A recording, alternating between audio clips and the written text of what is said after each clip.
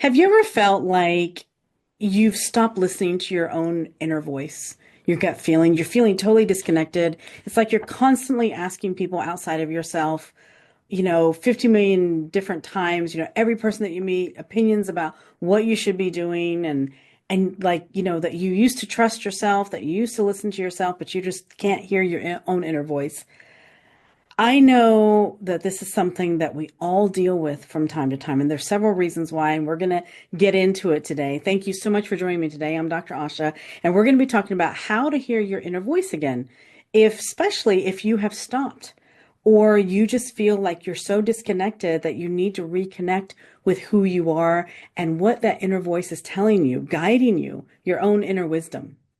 It's about starting to live from a place of trust, trust in yourself, calmness, and certainty that you know how to guide your own self, that you know how to guide your life. There is nothing wrong with asking people their opinion or what they think, but our own inner guidance system, our inner voice, our inner GPS, however you want to call it, your intuition, is there for a reason. It is the wisdom that we all have built in within us to guide us. You ever had that feeling where like maybe I should wait a few minutes before I leave? You know that you might be late to an appointment, but you just get this feeling. I consider that my intuition or my inner guidance, probably preventing me from possible accident or some delay that could happen. Or maybe the phone rings at that time at home that I needed to take an important phone call at that time. Whatever it may be, when we start to trust this and start to listen to it, and get reconnected to it, our life will change for the better. So, why does our inner intuition, our inner voice feel blocked? Well, one of the reasons could be that the noise in our society, in our world, it's loud. There are a lot of distractions. There's constant, impulses that are coming in, affecting our nervous system, making us hyper aware, keeping us alert, keeping us on at all times. And this is not good because we are not taking ourselves from a very, high alert state into the calmness where we can actually hear our own intuition, our own inner voice. We need to have stillness and calmness. I mean, we're bombarded by messages of telling us what we should be doing. And then what happens is that because we're surrounded by the noise of it, then inside of our minds, we keep on reminding ourselves what we should be doing, what we could be doing, or what we need to be doing, and how we need to be doing it. And we put this pressure, it's like an internal pressure cooker that ends up happening.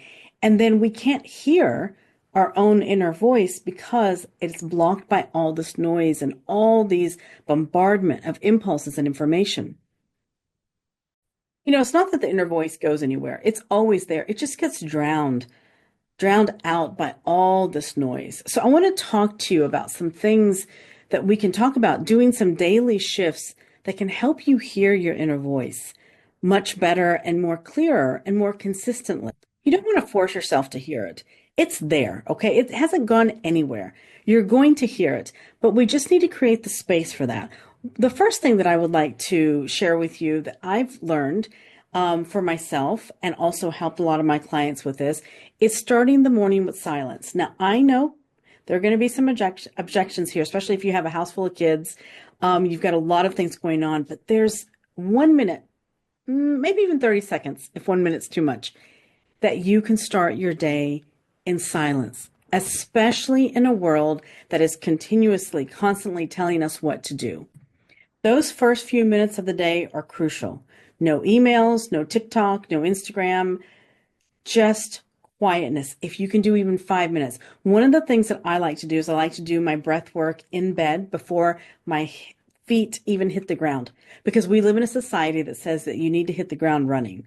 And I know we've got a lot of things to do, and we probably do want to get, if you're waking up excited, ready to take on the day, you probably do want to get up and get going. But those first few minutes in stillness will help train your system to start listening to that inner guidance that you have within you. You don't need to meditate either, okay? You can just sit quietly, lay there quietly. You might feel uncomfortable at first because we're so used to doing something or listening to something or whatever it is, but just try it out. Give yourself 30 seconds at first and then build up to a minute. if you can build up to 5 minutes every morning, this will make a big difference in you reconnecting with your inner voice. Another powerful tool is journaling to process and to reconnect. Now, some of you that are writers or that like to journal, this is great. Some of you don't like to do this. You can do this in an audio format too. I know that there are several apps out there that you can actually journal, just speaking into it. And you don't have to worry about grammar, sentence structure, nothing like that. This is for you. Journaling has been one of the biggest helpful tools that I started doing probably whenever I was 12, maybe 11 years old. I got my first journal, and that's a very long time ago. So it's something that I've continued to do throughout my entire adulthood. I love to do it because it helps me reconnect and process through things. Sometimes when I'm writing it down and writing it out, it's kind of like talking to a friend, talking things through. So basically what happens is I get answers and I start reflecting and I start hearing my intuition, my inner voice kind of guide me in solutions in some of the things that I've been pondering upon. So journaling is one of the greatest things that can help you. If you don't feel like writing down your feelings, another form of journaling is using a gratitude journal, writing down things that you're grateful for. One of the things that gratitude really does is it reminds you to reconnect with what you have in life. And I have found this is also a way, kind of another pathway to connect with your intuition and your inner voice as well, because you're going to start reflecting upon what's going right in your life, and it's going to really help you in that way. So journaling is the next thing. So the next tip that I'd like to share with you is trusting your first instinct. Now, this may be a challenge because if you are used to second guessing yourself, you're going to find this a little bit challenging at first, but trusting that gut feeling, that first instinct, that gut feeling is always your intuition, always your inner voice. And 10 times out of 10, it's right on the money. It's right on target if we'll just listen to it. So I want you to start with the small decisions. Next time that you need to pick what you need to eat for lunch, use this first instinct. What does your first instinct say that you need to eat for lunch? What are you going to choose?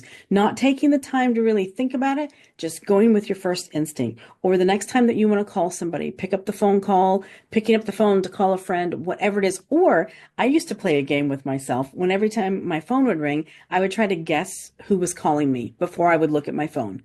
You can do that with WhatsApp messages, text messages, whatever you use on a regular basis.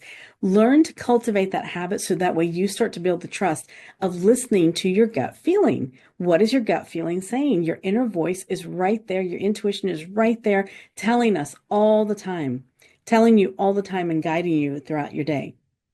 The next tip I'd like to share with you, maybe the most challenging, is taking a social media break. Now, I know this may be a challenge, but I will tell you, it's actually quite refreshing when you do this on a regular basis. Now, if you're busy at work and you're working with people, with clients, with patients, or whatever, you probably are not looking at social media throughout the day anyway. But I will tell you, taking this break, taking a social media break, taking a break from all the impulses and all the outside information will help quiet your mind down in such a way that you'll start hearing and feeling and listening to your own thoughts, your own gut feelings, your own intuition.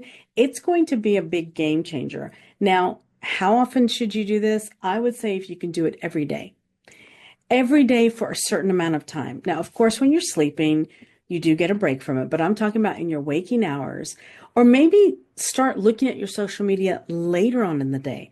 Make it a point to say, okay, by lunchtime, I'll take about 5 or 10 minutes to check in on my social media accounts. Something like that. This might be a challenge. I get that because we are living in a world that we're constantly used to, seeing the newsreel coming through and knowing every single moment up to date what's happening. You know what I found? This is really funny because several years ago, I stopped watching the news. I read a lot and I am up to date with what's going on in the world. But one of the best ways that I get my information is from my clients and patients because even if I'm not reading it, there's going to be somebody that I come across that's going to tell me everything that's going on in the world. So it's really great. And then I can pick and choose whatever I read. Now, the reason why I chose not to watch the news several years ago was because of the way it made me feel. I felt very negative and very depressed, very down, very stressed out actually from it.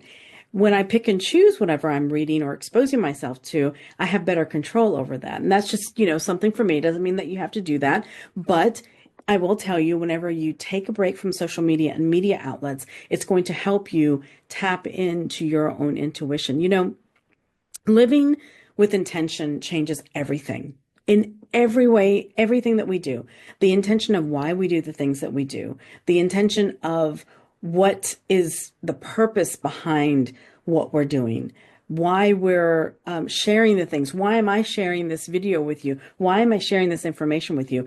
The intention behind it, that is so very important, because when you live with intention, you're actively making choices to align yourself with your values, what you believe in, and what you stand for. And that is really important, because that is a different way of showing up into the world. Ask yourself, what is your intention today?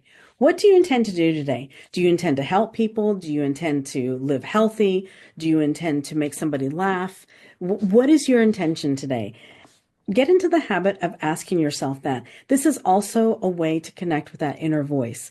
This is something that, in a world that we're living in, these small shifts to help you reconnect with your inner voice are really important, because that's your inner guidance system, your inner GPS that's guiding you, specifically you, in your own individual path on how you can be the best version of yourself in your everyday life. This is going to be a big game changer for you. Now, if you are interested in learning how to connect deeper with yourself and be able to connect with a part of yourself that is the quiet inner self, maybe one of my courses could be for you, The Power of Breath. The breath work is one of the most important ways that we learn to connect with ourselves. We get to calm ourselves down. We get to quiet the mind and get into our bodies and help balance our nervous system in such a way that we're able to be active whenever we need to be active, be thoughtful whenever we need to be thoughtful, and then also be able to calm down and rest when we need to, in order to allow our intuition and our reflection time to happen. It's a beautiful thing. This course, The Power of Breathing, The Power of Breath, it is something that can be a big game changer for many, many people. It's helped a lot of people over the years.